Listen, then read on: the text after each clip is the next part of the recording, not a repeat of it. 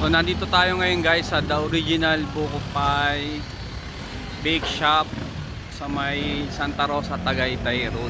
So bibili lang kami ng buko pie kasi matagal na namin gusto talagang kumain ng buko pie, no? So ito. Ayun, sakto may may parating na stock. Konti pa lang yung bibili. Ayun na pala eh. Yan, check natin yung mabibili dito. Ito may biskotso sila. Ito Coco Jam, parang gusto ko to.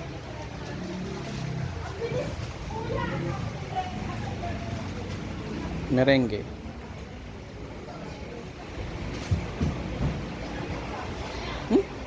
Ito Bicol Express. Ito gusto ko to, pili nuts. Yan, bibili tayo nito.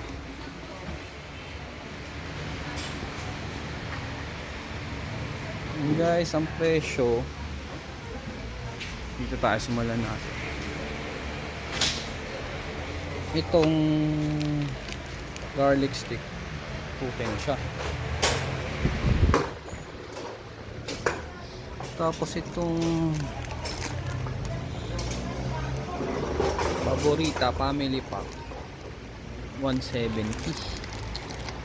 Yung merengue 85. Tapos itong pili nut ito, so 315 siya.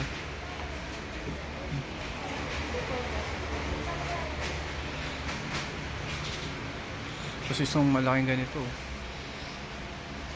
450, ang laki.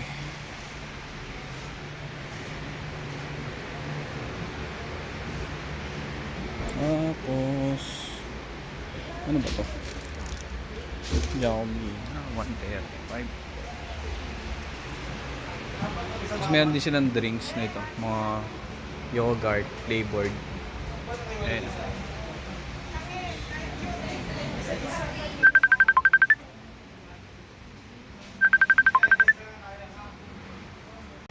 Dito sa kabilang side ito, yun, may barquillos nila.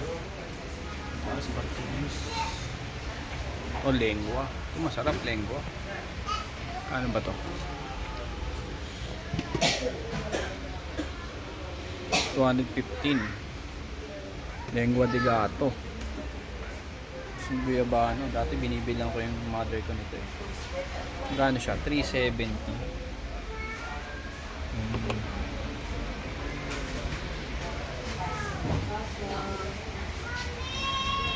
Manucha. Wow, ang laki nito.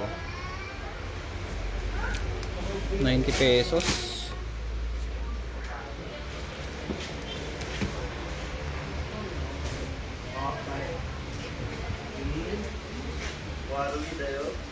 Tapos ito Singaling 95. Meron din silang bagnet chicharon 235.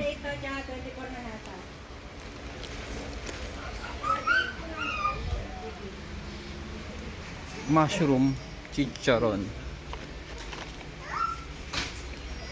150. Tapos butchero nila 165. Yan. Tapos meron din sila sunflower seed na 125. 80 yung fish cracker nila.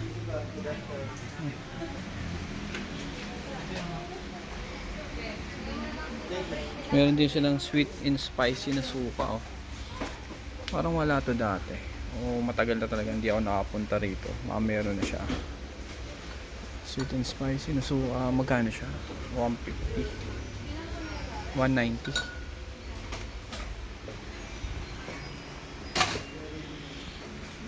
Banana chips 110. 135. Chicha pop sweet corn.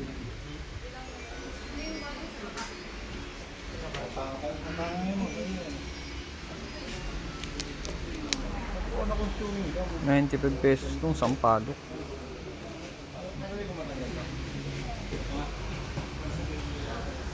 90 pesos naman tong Milky Makapuno. Hindi ba bakit yung magtiga? 135 naman to.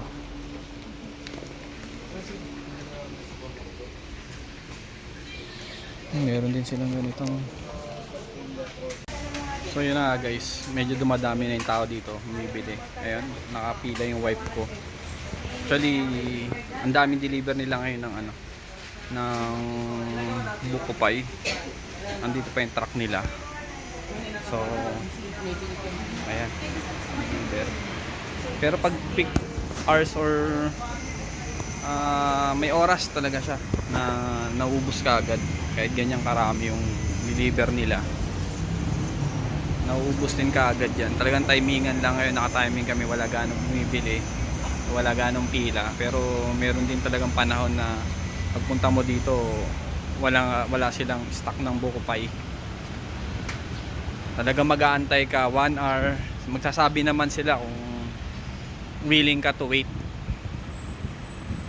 So yun, nakabili na, hintayin ko na lang makalabas. So pupunta na kami diretso kami ng SBD Farm or breakfast muna kami, hindi pa kasi kami napag-breakfast. So yun muna guys.